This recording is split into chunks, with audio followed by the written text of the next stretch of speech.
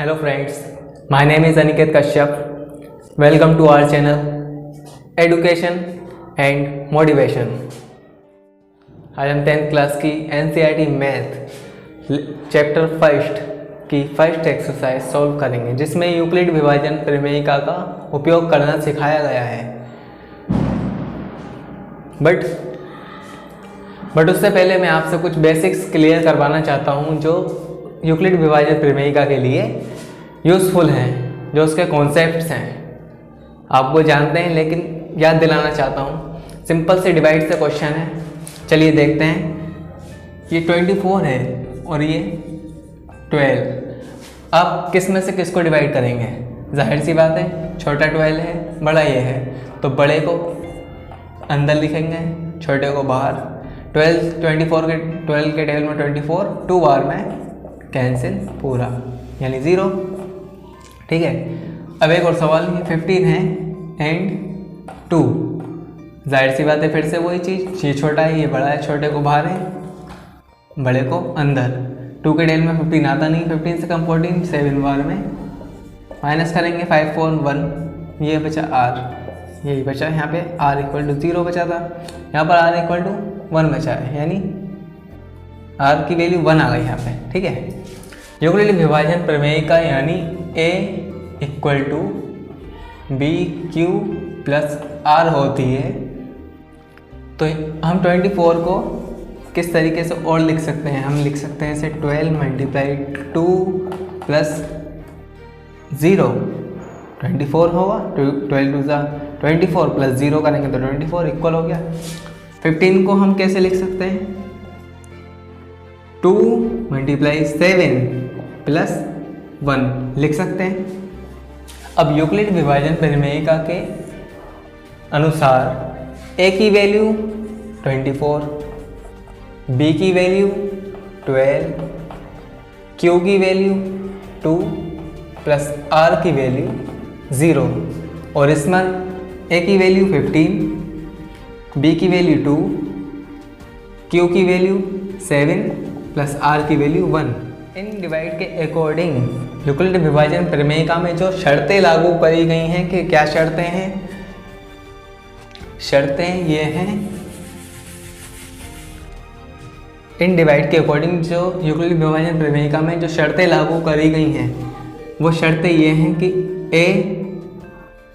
a से छोटी b की वैल्यू, b से छोटी r की वैल्यू, और a बराबर नहीं होगा किसके? 0 के। इसकी दूसरी शर्त है a की वैल्यू कभी भी 0 के बराबर नहीं होगी, क्योंकि अगर हम 2 से 0 को डिवाइड करेंगे तो ये अनंत होगा, क्योंकि 2 0 से 0 कर देंगे फिर 0 बचेगा, फिर 2 0 से 0 कर देंगे फिर 0 बचेगा। ठीक है। जब अभी मैंने आपसे कहा कि ये इसके 2 से 0 को डिवाइड करेंगे तो अनंत होगा, लेकिन अब आपके माइंड में ये आ रहा होगा कि 2 0 से 0 करके कैंसिल हो जाएगा। कैंसिल नहीं होगा। 2 0 से 0 करेंगे, 2 0 से 0 करेंगे तो 0 ही बचेगा, फिर से 2 0 से 0 करेंगे फिर 0 बचेगा। इसीलिए इसका अनंत होता है, इसलिए इसका अनंत होता है। ठीक है। इसलिए a की वैल्यू कभी भी 0 के बराबर नहीं होगी। समझ में आ गया? तो यहाँ से हमने क्या सीखा कि 12 से डिवाइड करी 24 को, तो 2 बार में 24 आया, तो r की वैल्यू यहाँ पर 0, तो a की वैल्यू यहाँ पर 24 सबसे बड़ी, उससे छोटी b की वैल्यू होती है, उससे छोटी r की वैल्यू होती है, और a कभी भी 0 के बराबर नहीं होता है। तो चलिए शुरू करते हैं मैथ की, NCERT मैथ की पहले चैप्टर की पहली एक्सरसाइज का पहला क्वेश्चन। क्या है ये देखिए। पहली एक्सरसाइज का पहला क्वेश्चन कुछ इस प्रकार है। 1 3 5 एंड 2 2 5। अब हमें देखना है कि a की वैल्यू हम क्या मान सकते हैं। यहाँ से a की वैल्यू ये मान सकते हैं क्योंकि ये बड़ी है, क्योंकि यूक्लिड विभाजन प्रमेयिका क्या है कि a की वैल्यू सबसे बड़ी, उससे छोटी b की वैल्यू, उससे छोटी r की वैल्यू। ठीक है। तो सबसे बड़ी वैल्यू क्या हो गई? 2 2 5। तो और इसके बाद क्या है? b की वैल्यू, यानी इससे छोटी ये है, ये b की वैल्यू आ गई, और ये a की वैल्यू आ गई। अब हम यहाँ पर लिखेंगे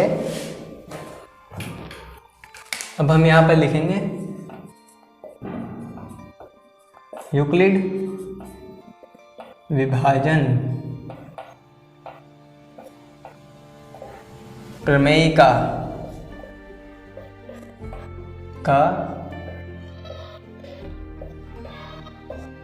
प्रयोग करके,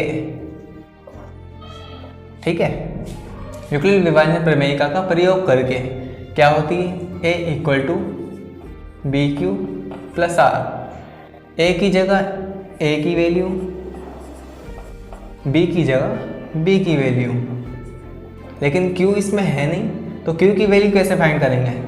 सिंपल, जैसे अभी डिवाइड करा था वैसे ही डिवाइड कर देंगे। 2 2 5 को 1 3 5 से 1 3 5 से 2 2 5 1 बार में कर देंगे, क्या बचेगा? 5 + 5 0, 12 में से 3 गया 9, 90 बच रहा है, यानी r की वैल्यू हो रही मल्टीप्लाई, ये q की वैल्यू हो गई 1 प्लस r की वैल्यू 90। लेकिन सवाल में हमें HCF की वैल्यू फाइंड करनी है, ठीक है, हमें सवाल में ही दे रखा है कि HCF की वैल्यू फाइंड करनी है। तो हम इसके अकॉर्डिंग HCF की वैल्यू तब तक निकालेंगे जब तक हमारे पास R की वैल्यू 0 नहीं हो जाती, ठीक है। यहाँ पर R की वैल्यू 90 है, तो यानी अब हम इस R को क्या मान सकते हैं और इस B को क्या मान सकते हैं? 2 2 5 का फैक्टर हमने कर लिया, ठीक है, हमने 2 2 5 को a equal to B Q plus R के रूप में लिख दिया। अब हम इस 90 के कारण ये जो r की वैल्यू 90 आई है, इसकी वजह से 135 को हम a की वैल्यू की जगह रख देंगे।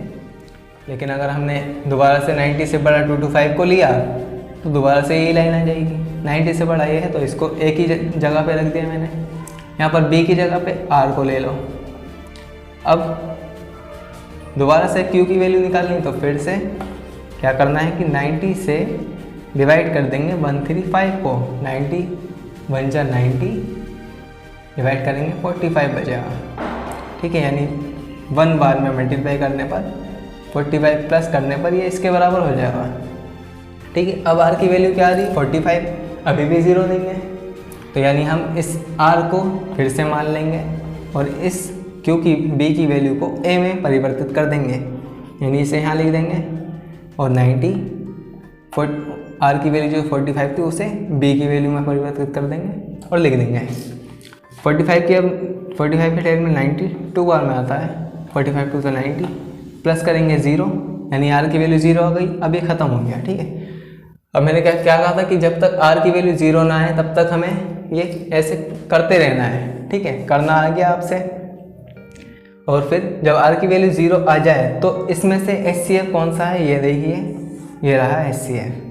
जो हमारी b की वैल्यू होगी वो होगा HCF, हो गया फाइंड। अब लिख देंगे हम HCF इक्वल टू 45 आंसर, ठीक है। बहुत ईजी है, बहुत सिंपल सा सवाल है, अगर आप प्रैक्टिस करेंगे तो बहुत आपके लिए और भी ईजी हो जाएगा। चलिए बढ़ते हैं दूसरे क्वेश्चन की तरफ। दूसरा क्वेश्चन है 196 एंड 38220। अब इसमें फिर से हमें देखना है कि बड़ी वैल्यू क्या है ये, तो इसे हम a की वैल्यू मान लेंगे और ये छोटी वैल्यू तो इसे b की वैल्यू मान लेंगे। फिर से सॉल्व करते हैं, फिर से लिखते हैं यूक्लिड विभाजन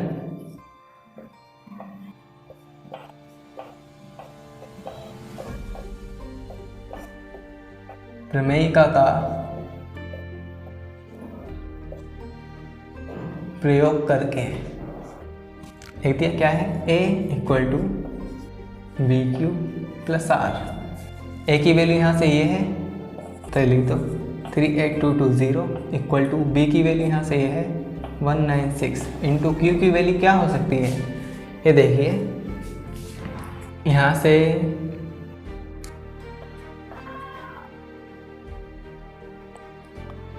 Q की वैल्यू क्या हो सकती है, ये देखिए अगर हम 196 की 195 से मल्टीप्लाई करेंगे तो सीधे ये आएगा 196 की 195 से मल्टीप्लाई करेंगे तो सीधे क्या आएगा 38220।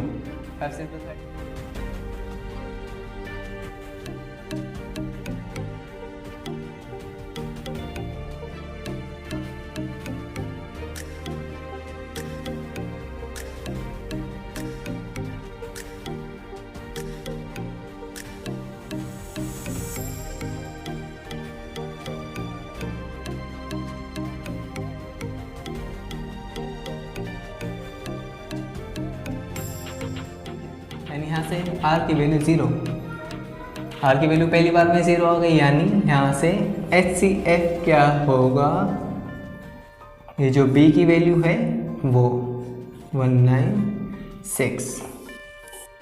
ठीक है, जो क्वेश्चन में था वही इसकी वैल्यू है 196। This is answer of second question. ठीक है, चलिए बढ़ते हैं थर्ड क्वेश्चन की तरफ। 867 एंड 255। यहाँ पर आपको दिख रहा है ये छोटा है और ये बड़ा है, यानी ये a की वैल्यू है, a की वैल्यू को a के नीचे, b की वैल्यू को b के नीचे लिख दिया।